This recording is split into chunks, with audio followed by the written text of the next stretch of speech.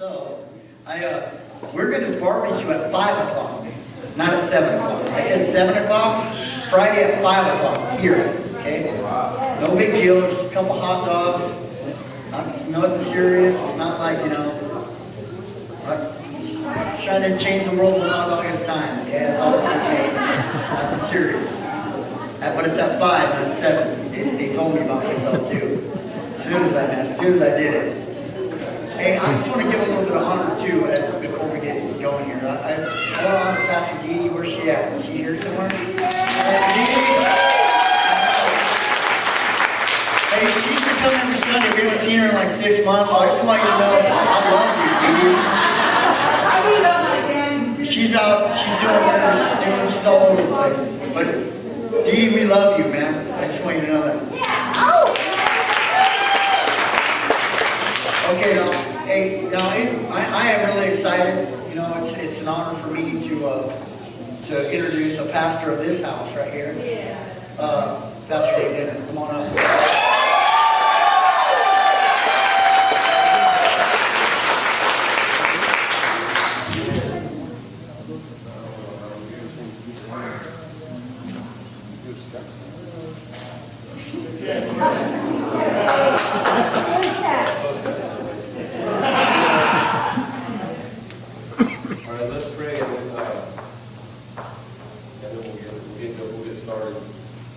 Father, I just thank you for this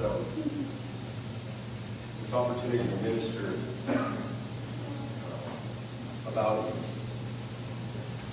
who you are and about what you stand for. And I just pray, Father God, that this message convicts people. I pray that it offends some people. And I pray that it changes some people's thoughts about who you are. In Jesus' name.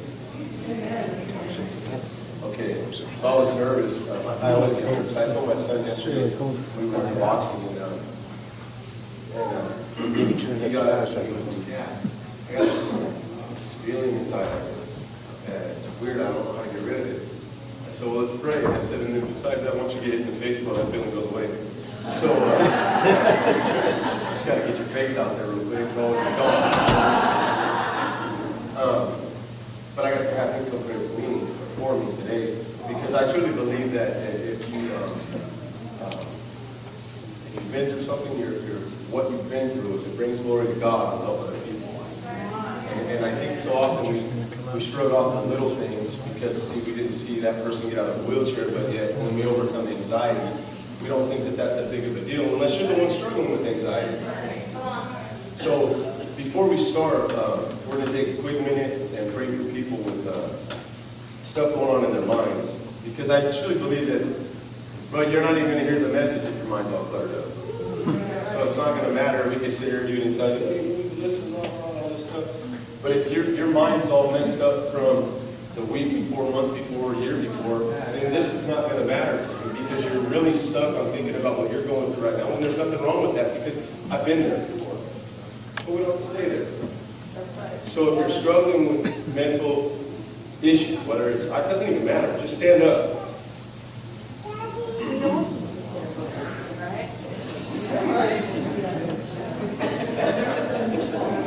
Whoops. Yeah, I missed that also.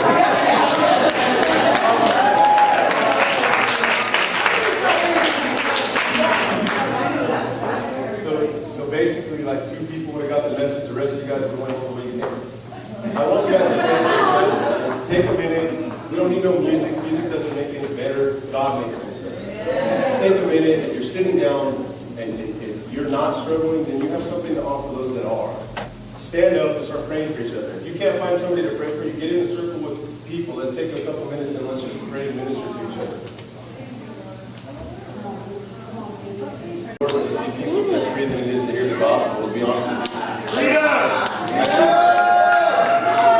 I think that the gospel is what sets people free, but if you don't get the time to actually hear what you've been taught, it's kind of weird. I heard a guy say this one time, you're not called to quote every verse, you're called to live every verse. So, that was Todd White. So we're gonna get started. I know this message is from God, period, because it was to me, for me, about some thoughts and stuff that I was struggling with.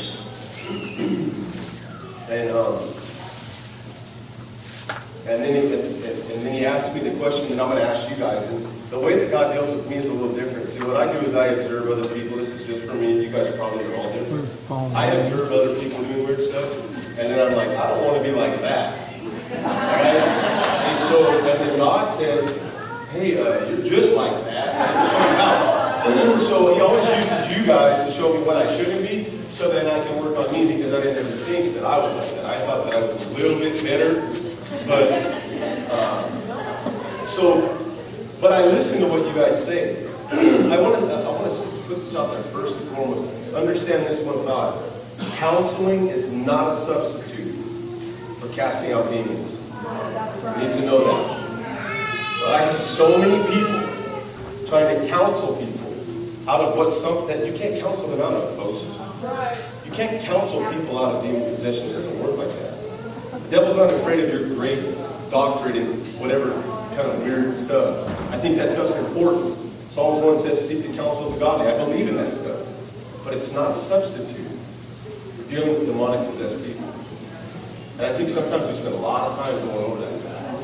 You know, if you would just do this, they're incapable of doing anything. That's why God put them in front of you. If they were capable of doing it, they would have done it a long time ago. They don't like being that way. And another thought is, how many times did Jesus ask, do you want to be that way? He never walked up to one demon-possessed person and said, hey, do you like being that way? Because if you do, I'm going to leave you that way. We make up some weird stuff. Weird stuff. Because we're afraid of confrontation. We're afraid of, oh, what if they get loud and it gets weird? Bro, the dude, the Gadarenes, was loud and weird. But in that moment, he changes the city because Jesus wasn't intimidated about what people thought. Hey, if they're possessed, take them in the back room and deal with them outside. The Bible says that if you cast out a demon, the spirit, the power, the kingdom of God is come upon them. I thought that's what we were after. So now we take them outside where no one can see. That's just a little extra for you guys. That has nothing to do with nothing. I just think that that's important to know. Let's be like Jesus. Let's not come up with these weird ideas and then try to conform to the church when we're supposed to be conforming to Jesus. Yeah. If you see one of us doing something wrong, say something. Hey, bro, that's weird. Jesus didn't do that. It's okay. Had that happen to me today, you know? It's the truth, you know? And because I can find Bible verses to back up anything I want.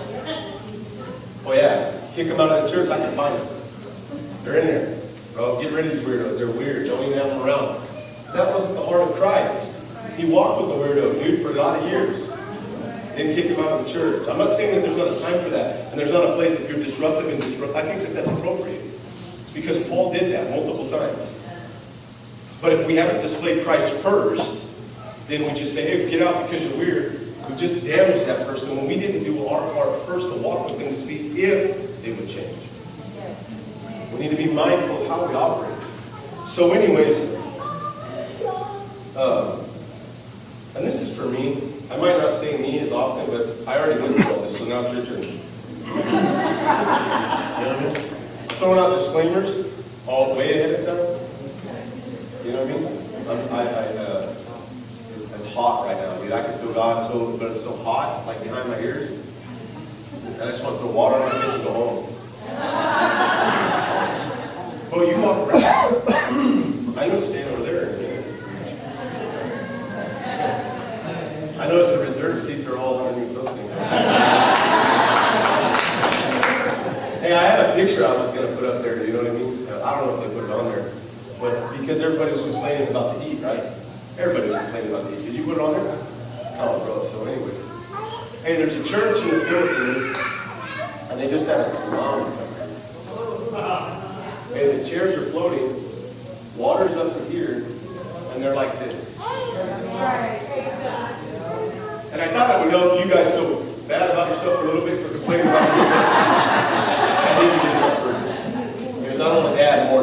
So anyways, all right, let's get started. We're going to go to Matthew. We're going to go to Matthew 16, verse 13 through 20. And if you want a title because you're taking notes, I can just let you make copies of these words. The question that Jesus is posing is simple. Who does everyone else say I am? And then who do you say that I am? It's just the question. And I've been teaching on our little Bible study every day, about every week or whatever day. I've been asking my wife, I've been challenging everybody that I know to answer this question. Ask people, what do you believe about God first and foremost? What's the most important thing that you believe about God in your life? And does your life reflect what you say? So if you believe that God is love, and that He's the most loving being in the universe, you should be helping everybody. You should be loving everybody. Or else what you say, you don't really believe. A belief is not just a thought. It's who you become. If you say that God is merciful, and He is, or He is love, and He's all these things, if that's your focal point, the Bible is very clear for mercy. Show mercy is given. You should be the most merciful person around. If you say that God is faithful, this is mine. For me, this one is mine. I believe that God is faithful. Then what am I worried about?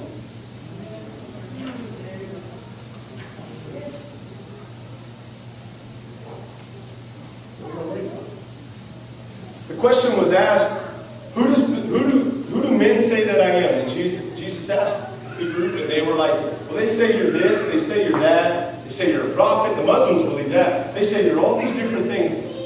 And He's like, that's great.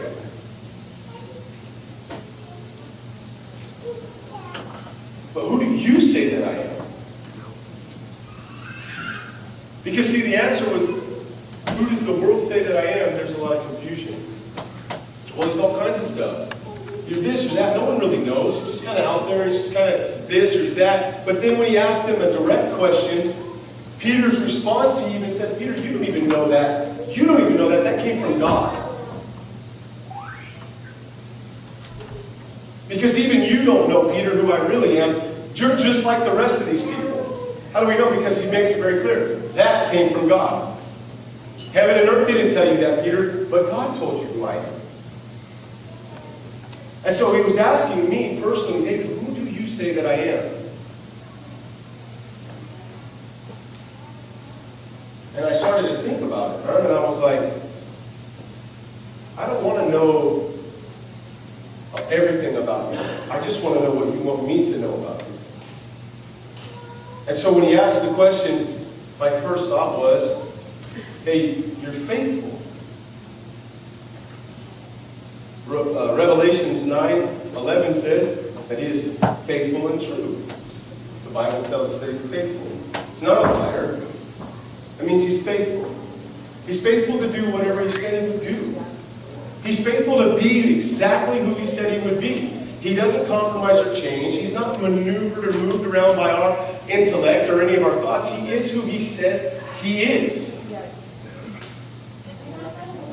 But that wasn't the question. The question that He asked me wasn't who do I say that I am, David, but who do you say that I am? Because see, everything that you believe about me is the foundation of how you're going to live. What do you really believe about me? Now I ask you, who do you say that God is? Some of you don't know because, some of you have been saved forever and they're like, who's God? I asked little kids that this morning. He's the creator of the universe. He's this, He's that. I think that's all good, but who do you really say that He is? Because if we truly believe what we say, then why isn't this church overwhelmingly full of people that are desperate for what we say we believe? Because we don't believe it. We could say that we do, and sometimes we have high moments. I do. I know sometimes I'm like, I'm on a high. Yeah, it's good. Today's been a good day. But God's always on a high. He's like up here all the time. Ephesians says to keep our minds seated. We're seated in heavenly places to keep our minds and our thoughts on Him all the time. We're not supposed to have low time times with God. We might have bad days and might have really hard times, but our thoughts are always, He is good, He is faithful, He will carry me. This doesn't make sense, but it doesn't have to make sense. Yes.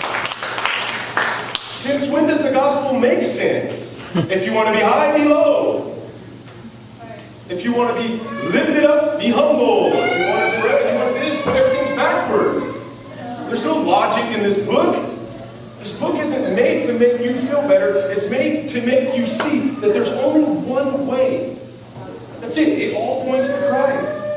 So when I ask you, who do you say that God is? I don't believe that any of us really truly know God. You know why? Because the teachers before us didn't know God. There's few and far people on the planet today that actually spend enough time with God to know Him.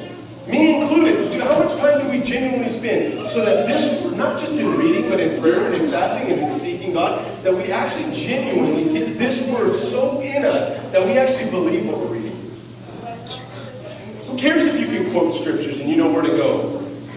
If you don't live it, it's irrelevant. True. True. So I can beat you down with all kinds of scriptures, but if it's not oozing out of me, it's pointless. We don't want to be like the world where we don't know who our God is. Where we're confused. Is God still healed? Is God not still healed? Do we believe in tongues? Do we not believe in tongues? Do we this? We don't even know. We argue about little things.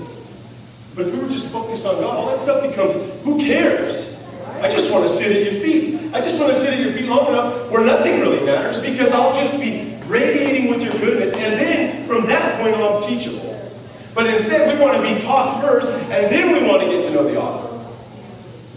And God's like, that doesn't work like that. I'm going to introduce you to the Holy Spirit, and then when I introduce you to Him, I'll teach you stuff that you never dreamed.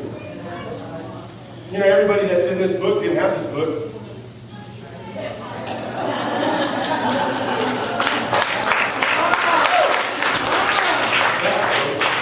Hey, but I'm going to tell you what they did have. They had the Holy Spirit.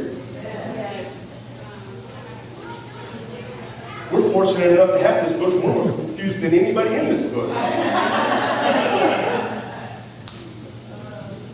We don't believe what we read. And when we do believe it, we only want to receive what feels good. These are questions that we all have to answer. I got to answer them. Everyone has to answer them. But I'm going to read some thoughts about who God says He is, and then maybe, hopefully, we'll start to change the way that we think so that it lines up with what He says, so we can start getting rid of some of the confusion. It's interesting to me that in all the names of God in the Old Testament, if you read them and then you read what they meant, Jesus manifested all of them. All of them. Every single one of them. And that's staggering to me, folks. Because God's called a whole bunch of things. Hey, try to just be the one who brings peace for a week. Now, Jesus was the one that brought all peace. But see, our confusion is we think that peace is manifested by this external, it's an outward thing. No, peace is internal, knowing that in the midst of chaos, I'm okay. I'm going to be okay. Jesus said, I'm going to bring wars, I'm going to do all kinds of stuff, but what you will have is security in knowing that I'm the one that's going to keep you through it all. Yep. Psalm says this, yea, though I walk through, I'm going through something, it's not, I hate you, that I lifted you up and set you on the other side, but as you're walking through, I will be with you. Yes. He didn't say that He would stop these things from happening to us. He said, I will guide you through them so that you have a testimony that brings salvation to other people when you get to the other side.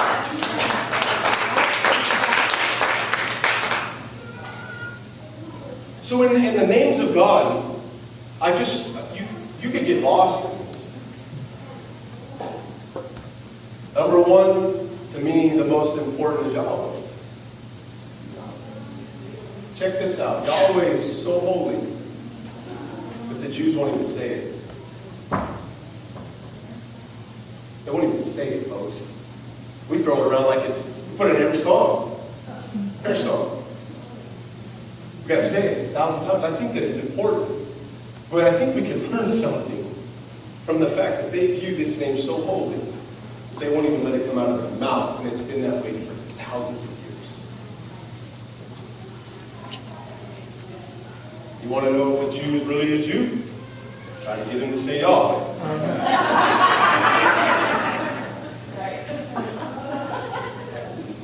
Check this out, the name Jesus embodies that.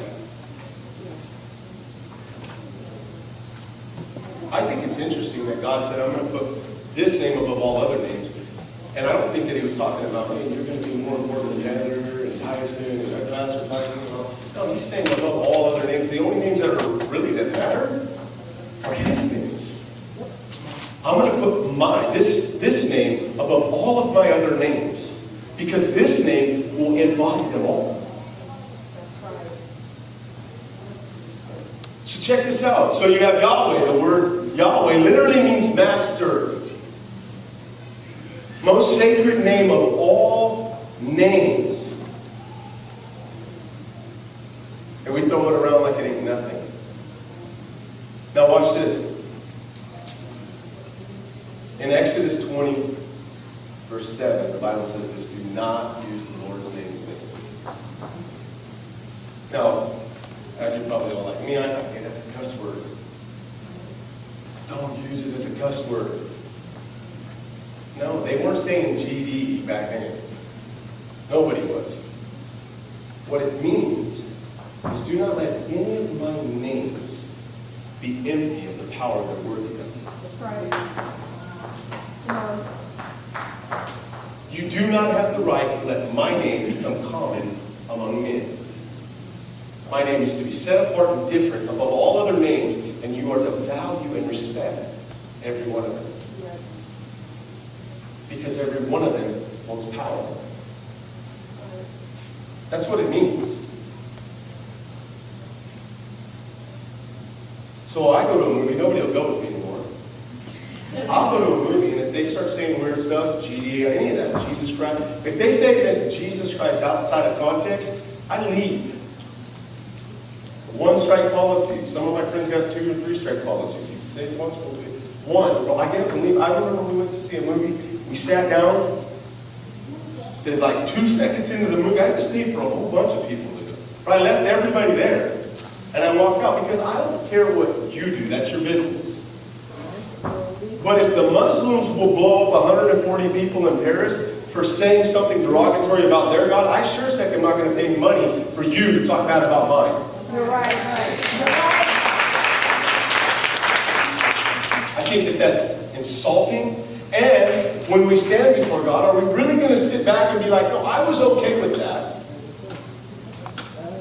I have a friend that said this. I said, what is your most important thought about God? And she said that he's always there. Well, one of his names is the God that's always there. If he's always there, don't you think we might want to pay attention to how we're living? Yes.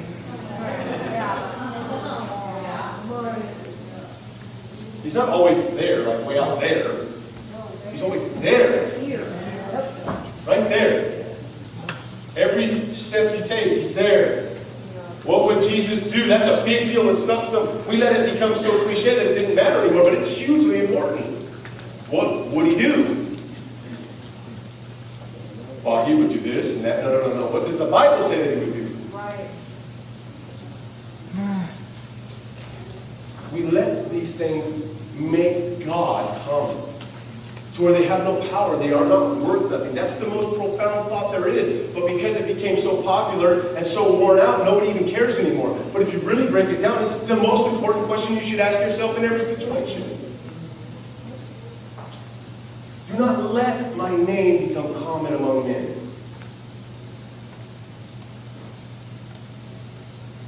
That's Yahweh. Master. What is Jesus? It's the Master. I'm only going to go over 5 of them because there's a Brother Shito. You find that in Ezekiel 3, or you find Yahweh all over the place. Anytime you see all capitals for Lord, that's Yahweh. The most profound God. God above all gods. There is no, this is it. They're basically saying, hey, this is a statement that this is the God. Number 2 is El Shaddai. Hey, this is powerful right here.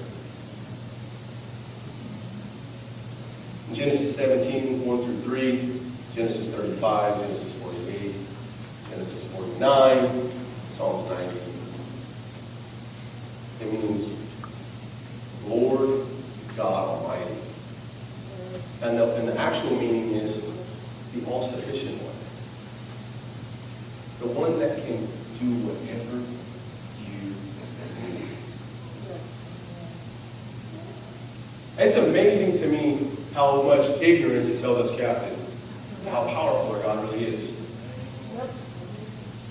And the Bible, ignorance isn't bliss when it comes to God, just so you know. My people perish for lack of knowledge. That's what ignorance is, a lack of knowledge. You perish. Why? Why do we struggle with these things? Why can't we believe that God can be who He said He would be? Because we don't even know who He is. Mean and good. I'm desperate to know who God is. I really don't want to know anyone in here like I know God. And some of you don't want to know at all. I'm just going to tell you the truth. No, I'm just kidding. That was a joke. I don't know, maybe some of you that don't know yet, then what's that mean? You're like, no,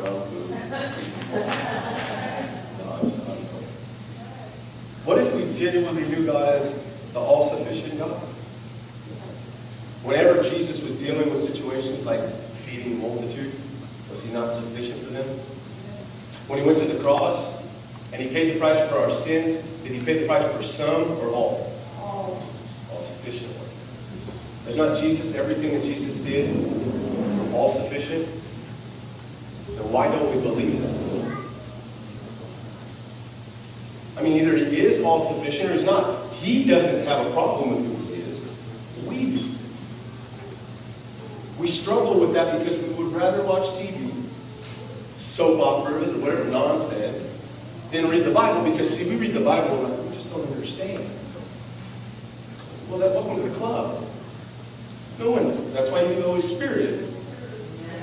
You try reading Ezekiel's stuff, bro, and you'll be like, oh, this is really good. This should be like a sci-fi movie. But if you read it with the Holy Spirit, you understand. And He's speaking to people, even today, profound thoughts about what the throne room of God looks like. How God operates. How majestic God really is. And even in our simplest form, we can't, even in our greatest form, we can't comprehend the majesty of this God that we serve. And could you imagine being Ezekiel put in these moments, or Isaiah in Isaiah 6, where he's thrown in front of people? They throw him in front of God, and he's sitting in the throne room of God, and all he sees is stuff that doesn't make any sense to him, and it's so overwhelming to him that he says, my body is literally, feels like it's being pulled apart.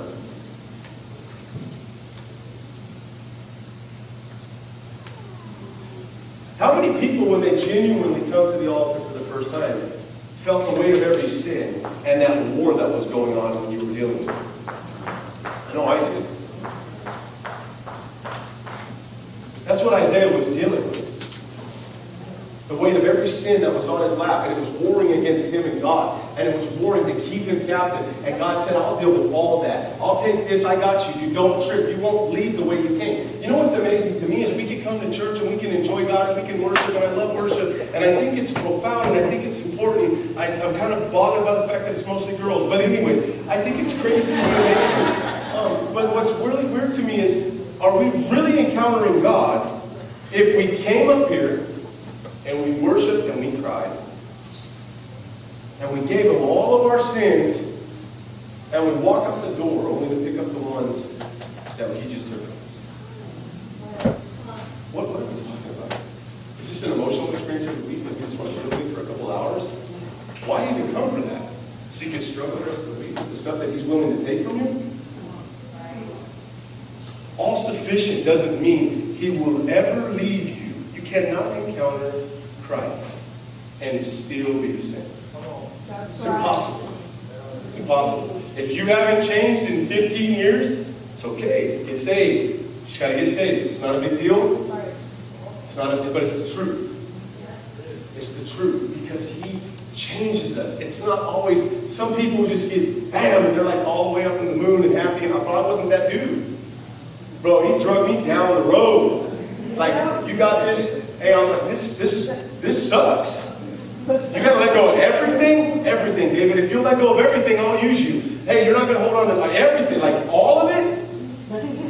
I don't even know what's bad or good. Don't trip, I'll convict you, just come on. And then I start reading the Bible, and I'm like, everything's bad. I should just be a monk in the bushes or something, bro. Because at this point, I don't even know if I can make it. And he's like, that's right where I want you. You can. That's what I'm here for.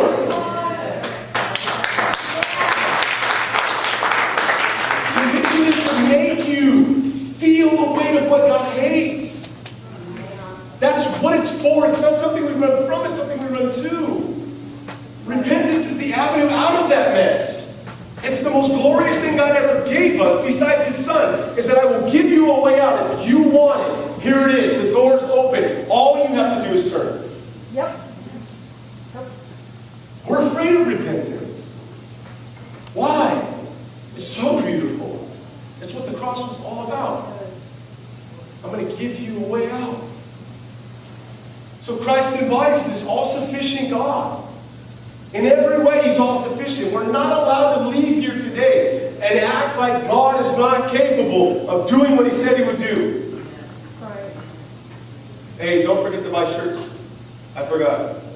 There's shirts in there. They're really cool. Look at them. Wanda has them. She's walking right there, the lady Wanda. Because I'll forget. I told her I'd forget, but she was supposed to wave me or something. Jehovah Rapha. Now this is a good one. This is a really good one. It's the God that still heals. Yeah, he does. Today it still heals. Seen it. Seen it in the hospital.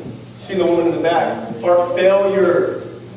Heart failure. Seen her. They were saying, we don't even know what to do. The next day they give her a paper saying, you probably have asthma. We don't even know. Wasn't the God that might heal, or sometimes He does. The problem is we put these ideas on God. This is what Deuteronomy says. Deuteronomy says, if you my people, will take sin away from the midst of you, put it over there, I will heal you. Yep. That's the Bible.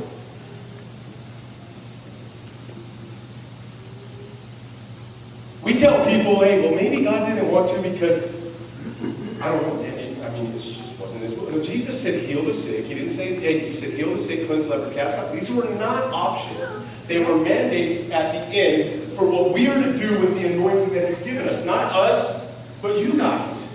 Yep. This isn't well, this healing is for some people.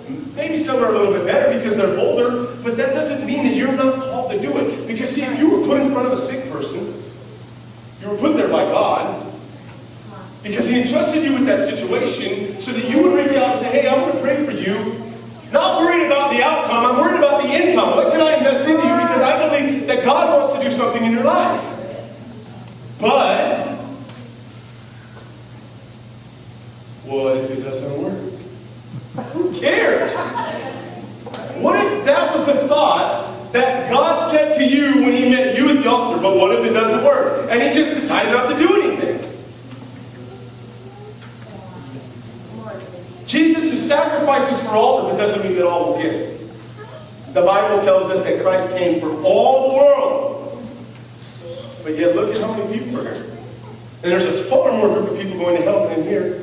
But He didn't say, well, I'm not going to pay because more people are probably going to end up in hell anyways. No, I'm going to pay because I want the ones that are there. I don't care if it's just one. I'll take one.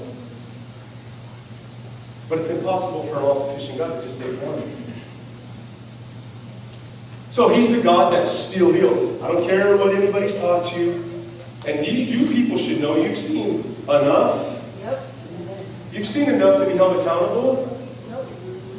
We don't stop praying for people just because we don't get the results that we desire. Right. We start seeking God more so that we can get in tune with what He's saying. So the next time we encounter that person, it's not about them, it's about God. It's not about us, it's about God. And this one is the tripper, right? praying for somebody and they're in the world, and you're like, well, God, pray for you and you don't have no faith. Duh! They don't even know God. What are we talking about? Well, I prayed for them. You didn't get healed because they don't even know what faith is. That's ridiculous. This is the stuff that we teach them. You must have faith. Listen, if you're in the body, do you know what James says? Hey, bring the sick people in a group, let's anoint them with oil, pray for them, and God will deal with it. Now, I do believe there's going to be times when you're going to have a demand on your life for healing because of your faith or your whatever you got going on, but not for the lost. Well, Jesus asked them all the time, okay, yeah, right, but you're in a culture of people that knew God was a healer. These people weren't random people. He didn't go to the Jews or the Gentiles. He went to the Jews. Had he been with the Gentiles, he would have done what Peter did. Here, take this cloth and let it deal with you. The cloth can't ask if you want the demon or not. It just got rid of him. That's the insanity that's coming from the pulpit today because we're afraid. We're intimidated by the gospel because it challenges every fiber of our being. It makes us grow. It's impossible for you to get into this and start doing what you're told and for it not to cause you to go. Now, if you don't see somebody healed, do you sit back and make some whacked out theology behind it? Well, you know what, maybe this. No, just go to the throne room, go in your quiet place, and ask God. You know what? He is not slack in speaking. We're just slack in shutting up. Hey, I've never had a time in my life where I have not asked God sincerely a question, and it takes some matter of moments. I'll share with you how this all started. 2 weeks ago, we're coming back from camping. 3 weeks ago, I don't even know. I'm mad, and I'm kind of mad at God a little bit, but not mad at him like I'm going to abandon you and leaving, I don't like you anymore. I'm mad at like I don't like people, and you should have like just created me and you because this is crazy. And people are nuts, bro. Because see, I'm real with God. I don't have nothing to hide because He can see it all anyways. So I'm sitting there, I'm driving back from the lake, and I'm smoking a cigar, big old cigar like that big, and I'm telling God, look, you got 1 week to answer me. Here's what I'm going to do. Somebody said, well, you smoke cigars, you mess everybody, who cares what you think, bro? You figure it out. I know great preachers that smoke, bro, and you would have loved to sit in anyone there. So I don't smoke anymore because he dealt with it. But anyways, that was like a 1 week season or 2 weeks or something like that. Like $200 what it was. Just the truth. So check this out. Everybody's like, well, you ruined a bunch of people. Well, no. You already ruined before I got hold of you because you were messed up the day before. Bro, you just are using me as an out. Bro, figure out. The Bible doesn't tell me to work out your salvation. It tells you to work out your salvation. That's why I don't stress on what all you guys got going on. I got enough of my own problem. So I'm listening to some country music song, and I'm like, yes, say God, I'm going to just worship. I'm going to turn into a monk. That's what I'm going to do. Because I truly believe, bro, if you can get close enough to God, people will find you in your... Bro, there was a dude in the 400s that abandoned his... God told him, I want you to abandon everything that you have, and I want you to go out into the wilderness. And he spent the rest of his life in the wilderness praying, seeking God. The only way he got food is when people came out for knowledge. They would come out and they would give him food. He was so full of God that they would bring him food. And he built this tower. He lived in this tower the rest of his life. And he built this rope thing. And they would bring him food and he would give them wisdom from God. Now most of us would be like, that can't be of God. You left your family. What a terrible dad. Listen, if God tells you to do something and you know it's God, it's a whole lot better to do what he says than to do what you want because your family might die in the process. This dude just went out into the wilderness. They brought him food. They did all of that stuff. But he did not. He committed himself. So I was like, God, I'll just do that. I'm cool with that. I don't know if I'll build a tower, but I can live in the basement for the rest of my life. I don't even like people really that much. So it's going to work out really good. Me and you, that's all we need. But I can't. I need to know what you want from me. I don't care about a call. I could give a flip about a call. What do you want from me? Because if you don't answer me in a week, and I hear something, then I'm going to still serve you, worship you. I'm going to do all that because I love you with all my heart. But I'm going to do nothing that has to do with ministry anymore. I'll just ride jet skis all day, go camping every weekend, do all that kind of stuff. I don't even care. That's what I'm going to do. So I'm like, cool. That's that should work. He'll respond. So, I'm driving home. And this is the God that answers every prayer. He's not intimidated by our struggles. He likes to be in the midst of them, folks. Sometimes we think that we don't want God to see what we're doing. He doesn't even know, like, I'm struggling. I don't want him to be involved because he's already there. You already read that. He's been there. He's just waiting for you to stop thinking about you so much and turn your attention to him and say, please help me. It doesn't matter what hole you've dug. He can fill it. The Bible says that his arm is not short. You could be way down there, bro. He'll snatch you up. But you might not like what he says to you on the way up, but he'll snatch you up nonetheless. So I go, okay, God, I'm going to figure this out. I'm going to come to church. I don't even want to go to church. It's hot. It's 400 degrees. I get here. The ACs aren't working. I'm like, this place sucks, dude. I should have just stayed home and took a shower. Just chill, like in the AC, turn it on. Like Tyson should have publicly let the world know that the AC wasn't working because I feel like this is ridiculous. I sit down, it's 100 degrees, I'm listening to worship, I'm falling asleep because I'm so exhausted, but I know God said to be here. I don't know why, I don't even care why. I just heard him speak. Through the cigar, through the country music, I heard him speak. I get here, and Tyson preaches a message that answered every single one of my questions. Not only did it answer every single one of my questions, I'm talking about an all-sufficient God. What's your problems today? You're sick, he'll heal you. Don't trip. He's all of that. He's all of that. I don't care if this situation intimidates me. I don't change who he is because I'm afraid of something. Right? He starts preaching this I thought it was a great message. He gets up after he's done, he's like, this message sucked. I don't even know, it's hot. Life was weird today. Whatever. I'm like, bro, I'm sitting there texting my wife, you need to hear this. And she has no clue about anything that's going on in my heart or in my mind. So she listens to it and she's like, I get nothing. I'm like, well, I got everything. We have to know that we serve a God that is going to keep us on the right track in spite of the struggles that we have, in spite of everything we have going on. I sent him a message the next day. I said, bro, you don't even know what that message did for me. I don't even know what it shifted or didn't shift. All I know is that it was for me. No one else could have got nothing. That doesn't matter to me. I got an answer that day. I did not get the answer to my question. But I got enough to keep going. Still don't know what I'm doing. That's a true story. But I know that what I'm doing that doesn't make any sense at all anywhere is what I'm supposed to be doing. Because he put enough out there to say, keep going this way. Now, I'm talking about a God that's intertwined in our lives. I say this all the time. Jonathan Edwards I think this is the most profound quote in the world. He said, listen, you guys, I love that God does great things. But what I love most is that he's intimately involved in every detail of my life.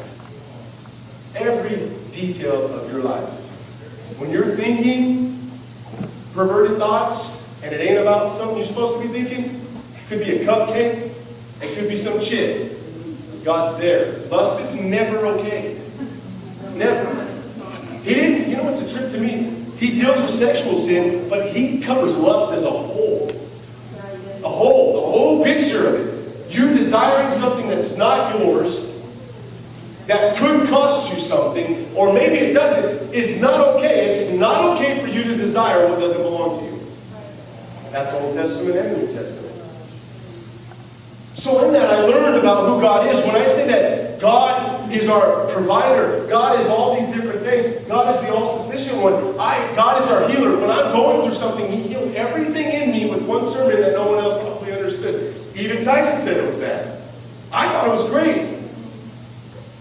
It was what I needed to hear. So God can remove the whole room and speak to one of you. That's right. And he wasn't tripping on how I got here. Because I didn't come blazing in. In fact, I was choking on mints because I didn't want anyone to know that I was smoking a cigar on the way. So I had like a handful of mints. They're like falling out of my ears. But hey, I get here, and the same God that heals touched my heart and said, you will keep going this way.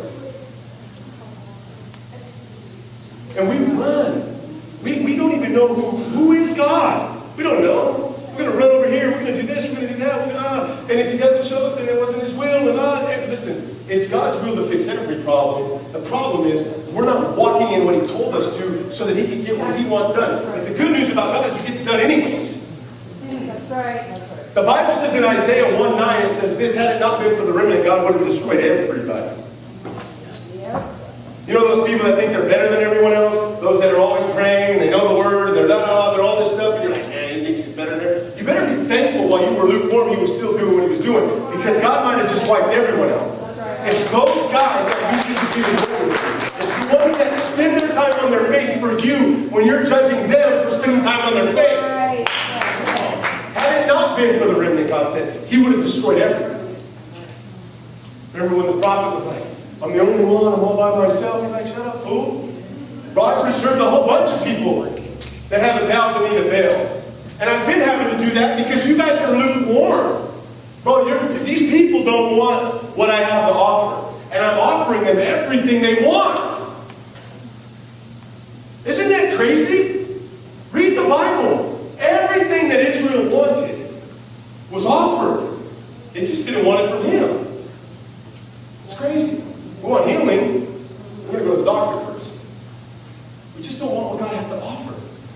Because see, if we get medication and I'm not opposed to, do what you do. But if we get medication that's quick, easy, and fast, we don't want to pay the price of prayer and fasting to see sickness broke. It's crazy to me. Everything we want, he'll offer to us. I'm lazy. Let me go over here. And bro, he breaks the power of demons in mental situations like nobody's business. Yeah, he does. Like nobody's business. He's in the business of doing that. In fact, he said the kingdom of God has come upon you when this happens. And I think that we need to start walking in that. There'll be a whole lot of less people struggling if we would start doing what the Bible teaches us to do.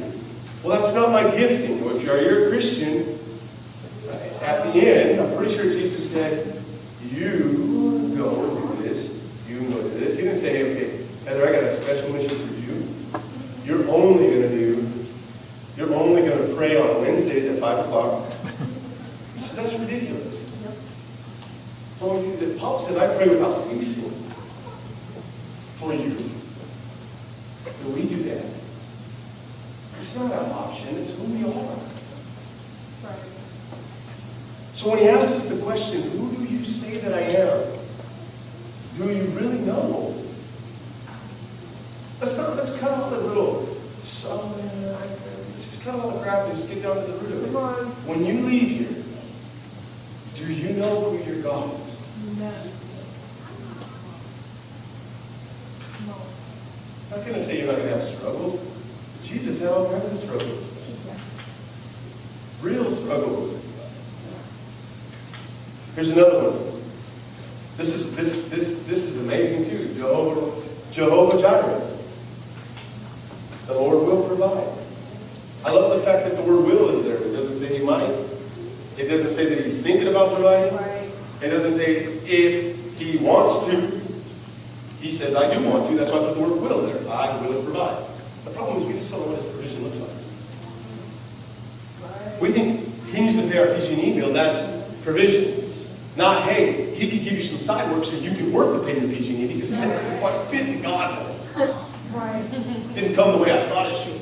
Because see, God will provide means he's going to send me a check or it's going to rain down money. But this dude knocks on the door and he's like, hey, can you come do some yard work for me? And I'll give you $200. And your PG&E bill's $200. You're like, no, I'm waiting on the Lord. The Lord's going to show up. He just showed up.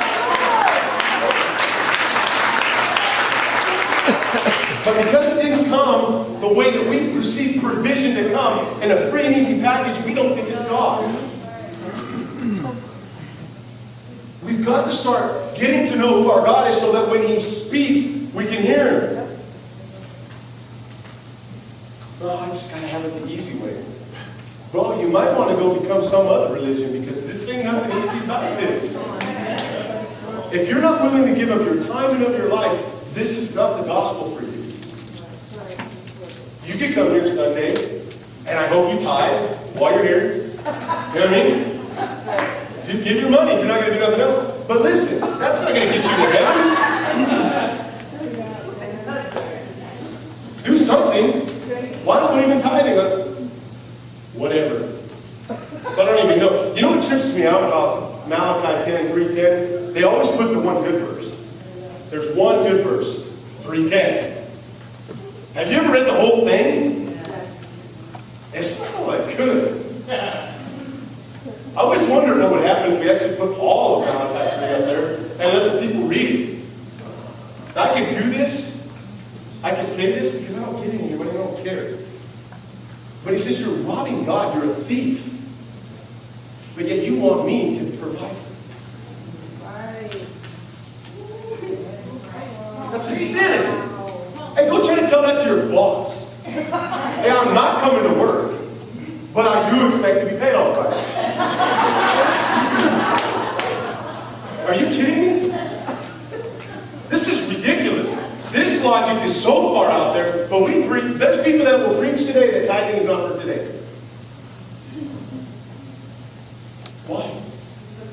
If God's the same yesterday, today, and forever, and His principles are still the same, why would we stop giving to God because Jesus came? He paid for your sins. You still need to pay for the church. You get what I'm saying? We want God to be our provider, but we don't want to tithe. I would love to sit here and just read Malachi because I can get fired up and preach hard on that one. But just think about it. If you don't tithe, Malachi says you're robbing God. Now listen, I don't believe that's a salvation issue. I don't. I believe it's a provision issue. Because I believe that the cross covers salvation. But I do believe if you're broke and you can't pay your bills, you should stop calling the church and asking them for money when you don't give any anyways. Throwing that out there. Thanks for the text, I no, I'm just kidding. He just texted me all that. No, I'm just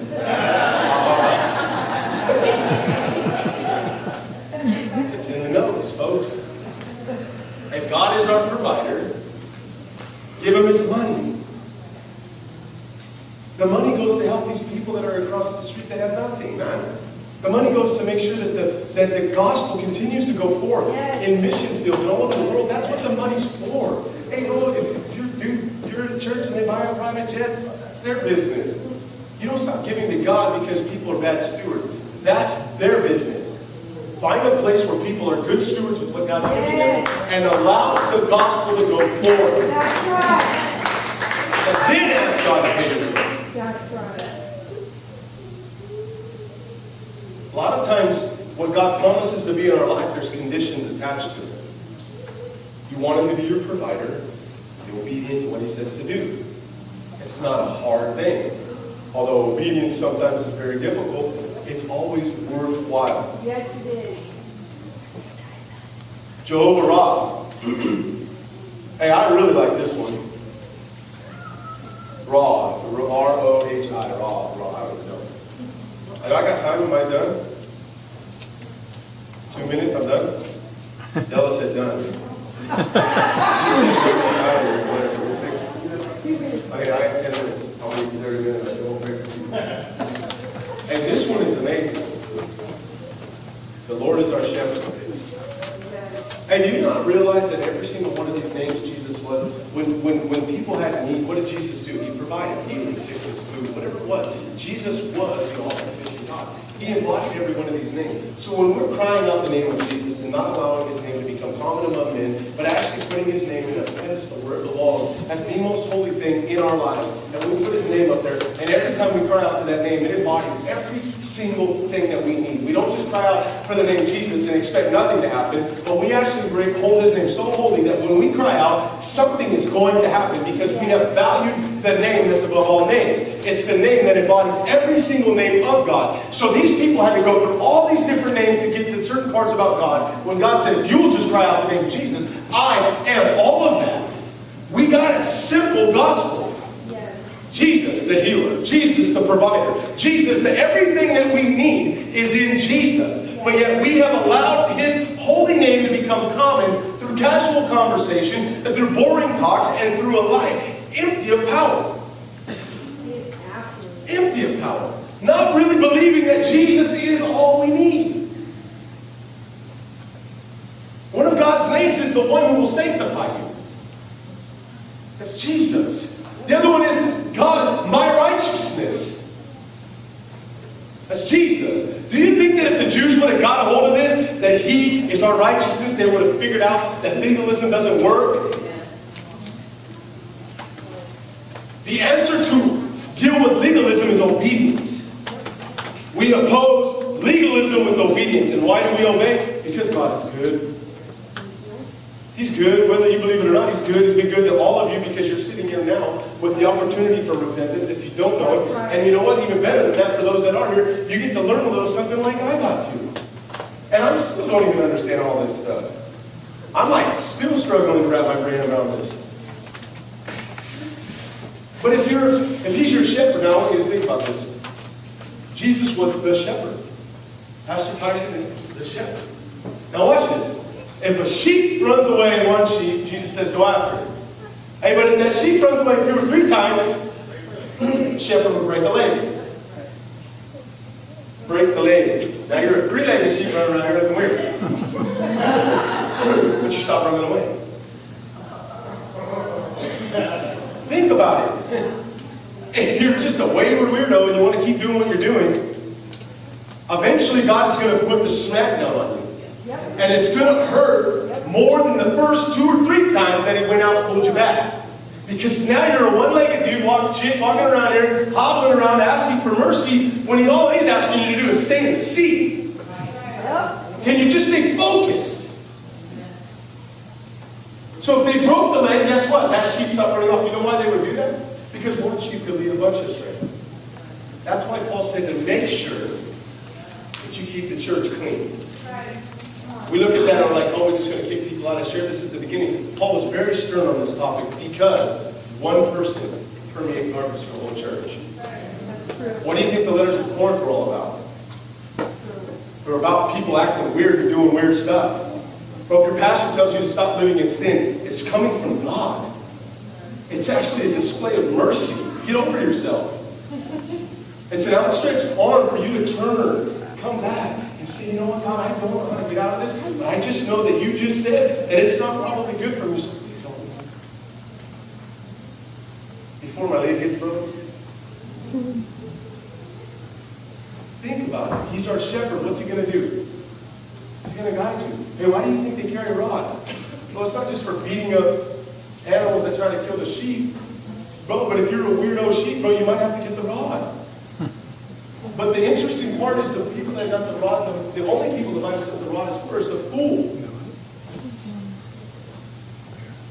So if you keep getting spanked and you keep feeling conviction and you don't change, you're a fool.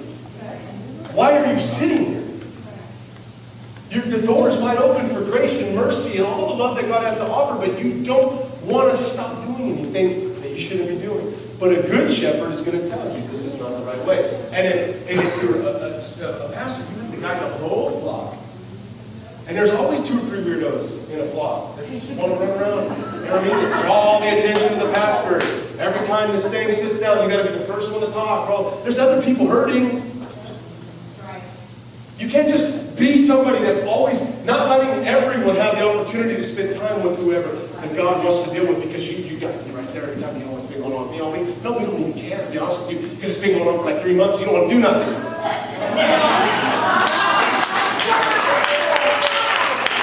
This is true. You think that we would walk before Jesus and He would be like this with us? Absolutely. At some point, I believe this with all my heart, there's a line in the sand. And with God, the bad part is we don't know where it is. But what happens if you choose not to do anything, and all of a sudden you leave here and you get in the car? Do you know how much accountability you got for every word that He's ever spoken in your life, and you choose to want to live the way you want to live? We're going to stand before God, and He's not even going to have to do anything with us, because most of the time, most of us are going to be judged on our hearts long before it ever gets to our actions. Because the heart displays what you really believe. What do we really believe? A shepherd is here to guide you. You have to trust in him. If you're talking bad about him, get out. If you don't believe in him, leave. Why would you be around or with somebody that you have to talk bad about or you can't trust? And to be honest with you, it's okay. We don't want you there anyways. Because we do trust him and we do care about him and we do believe in him. Or else we wouldn't be here. And if you don't know him and you want to keep talking bad about him, then guess what? I've seen a lot of bad things happen to people that talk bad about God's anointing. I'm just going to leave it at that. That's both sides of the shepherdship. There you go. Hey, that was a little lecture. I don't even know where that came from. So apparently there's somebody in there acting weird.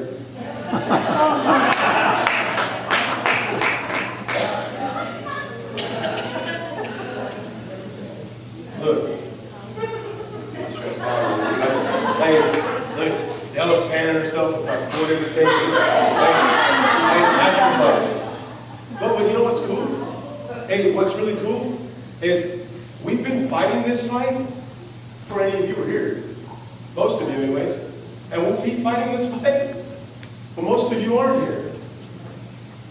We've been through the wars. I remember, this is what was staggering to me. I remember when a lot of you guys were worshiping in the park in the summertime.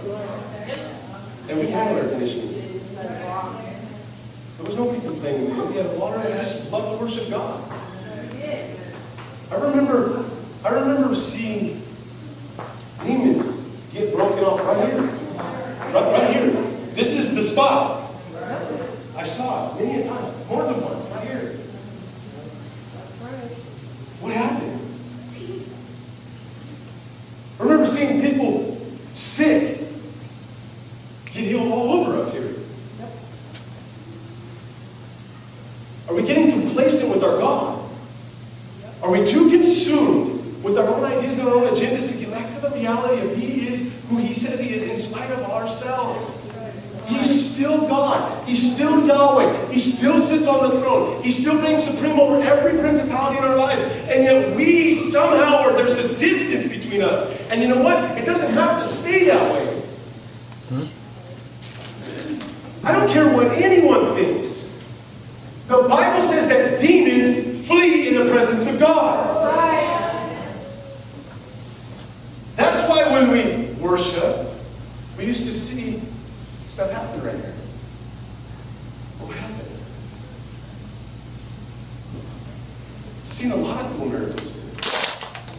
And I truly believe we're going to see a lot more to come. But have we lost our hunger? Are we too wrapped up in what the world's got to offer? Are we really genuinely confused about who our God is? He might be a prophet. He's definitely the Son of God because we have to believe that. Do you really believe that it was His agenda that destroyed sin in the first place? Do you really believe that He's in control of your life for you to be here? Do you really believe that it's His desire to break the powers of sin and sickness off of our life? You know what Isaiah 53, it says this, that God not only bore the weight of our sins, but His stripes were to deal with our sickness. Right. What are we doing when we don't give God glory for what He paid for? I'm just as guilty. My life doesn't reflect any of this. My mind is totally whacked out about all this because it's the most challenging time in my life is to study who God really is and then for me to somehow get to a place where I can walk this out because this is challenging. But either God heals or He doesn't. Period. The Bible says He does. Either God still saves or He doesn't. The Bible says that He does. Either God loves or He doesn't. The Bible says that He does. Either God's merciful to those who are lost and broken and confused, or He's not. The Bible says that He is. These things have to become our foundation. People are struggling.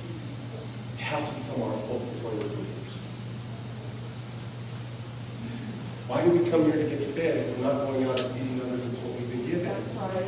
What happened when Jesus came down and He gave them the baskets? He didn't say, hey, take those baskets, go to your house.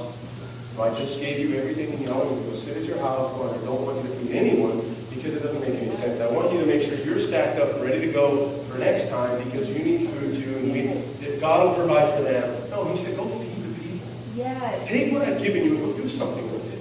Take who I am and go out and actually walk it out. He's asking, he's calling all of us to a higher place. All of me included, folks. This message wasn't even for you. This was him asking me, David, do you know who I am? Who do you say that I am, David? I said, I know you're in heaven. It's good right there. Because there's no challenge in that. But then when he asked me, you know, you're seated with me in heavenly places. Now, what? I don't even know what that means. That means whatever I'm thinking about, I want you to be. If I want to show somebody love, I want you to be the one that I use to do it. If I want to heal somebody, I want you to be the one that I use. David, I need you to be who I want you to be. And to be quite honest with you, David, I'm tired of you being who you want to be because you're lazy, David. You're lazy and you're afraid. You're afraid of all the things that go on in your mind and all the lies that you believe. But if you will get back to the basics, David, I will teach you things about me that you never knew. I will teach you not just who I was then, but who I am right now.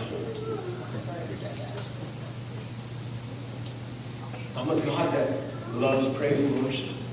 I'm a God that loves to heal.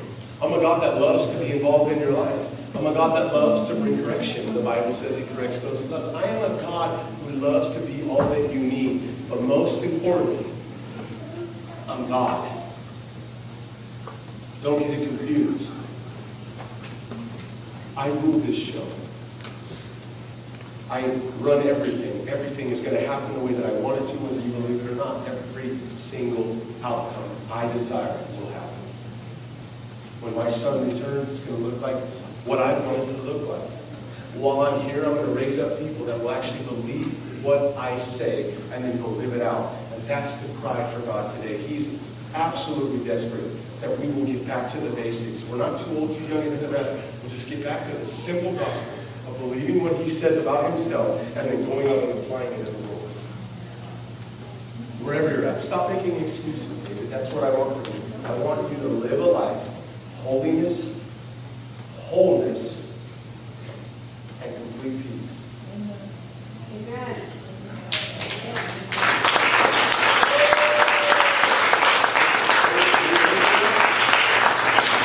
You need an air conditioner right here. How come nobody brought me no rags? That's what I'm talking about. Well, I'm like sweating everywhere, probably nobody even said, hey, like Tyson would have got like 40 napkins, a shirt. So people taking off their shirts for him, I get like nothing. I had Della standing over the bushes. Hey, I want you to think about this. Hey, I don't know who's all on the prayer team, who's not on the prayer team. Let's worship and let's pray for each other. Let's give, and not just pray because God will heal you while you're praying, but let's pray that the fire comes back. Where's that fire that I remember? Oh, I can start telling you where all of us were not too long ago. You know what I mean?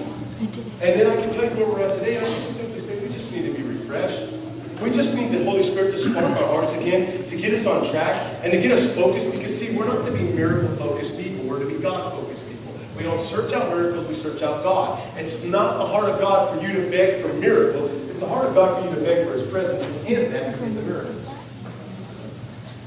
Let's just get back to where God's all that matters. I know for me, that's not the case. Because see, there's a million other things going on in my life. And you know what? I get God in here and there, maybe every once in a while. But what happened to the times when all that mattered, when there were more men up here than women?